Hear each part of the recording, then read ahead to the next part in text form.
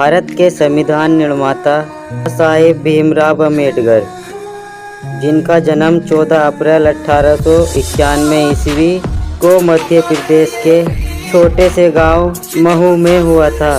बाबा साहिब ने कमजोर और पिछले वर्ग के लोगों के अधिकारों पूरा जीवन संघर्ष किया।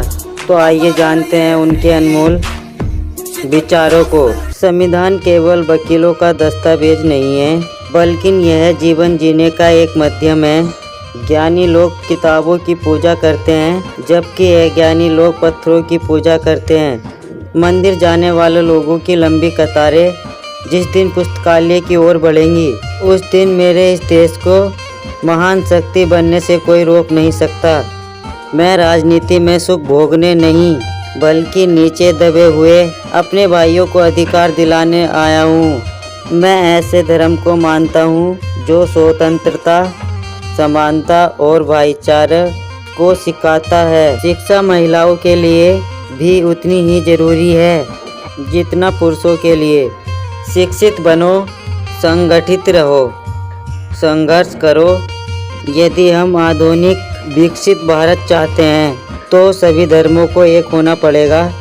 जिसे अपने दुखों से मुक्ति चाहिए उसे लड़ना होगा, और जिसे लड़ना है उसे पहले अच्छे से पढ़ना होगा, क्योंकि ज्ञान के बिना लड़ने गए तो आपकी हार निश्चित है। एक इतिहासकार सटीक, ईमानदार और निष्पक्ष होना चाहिए। अच्छा देखने के लिए नहीं, बल्कि अच्छा बनने के लिए जियो। जीवन लंबा होने की वजह महान होना चाहिए। मनुवाद को जड़ से खत्म करना मेरे जीवन का प्रथम लक्ष्य है। देश के विकास के लिए नौजवानों को आगे आना चाहिए। धर्म मनुष्य के लिए बना है, ना कि मनुष्य धर्म के लिए। मेरी प्रशंसा और मेरी जय जयकार करने से अच्छा है मेरे दिखाए गए मार्ग पर चलो। भाग्य से ज़्यादा अपने आप पर विश्वास करो। भाग्य में विश्वास रखने की बजाय शक्ति और कर्म में विश्वास रखना चाहिए। शिक्षा वो शेरनी है, जो इसका दूध पिए वो दहाड़ेगा। इतिहास गवाह है, जब नैतिकता और अर्थशास्त्र के बीच संघर्ष हुआ है, वहाँ जीत हमेशा अर्थशास्त्र की होगी। देश के विकास से पहले हमें अपनी बुद्धि के विकास की आवश्यकता है। उदासीनता सबसे खतरनाक बीमारी है जो लोगों को प्रभावित कर सकती है। जो व्यक्ति अपनी मौत को हमेशा याद रखता है, वह सदा अच्छे कार्य में लगा रहता है। महान प्रयासों को छोड़कर इस दुनिया में कुछ भी बहुमूल्य नहीं है। ज्ञान हर व्यक्ति के जीवन का अधिकार है।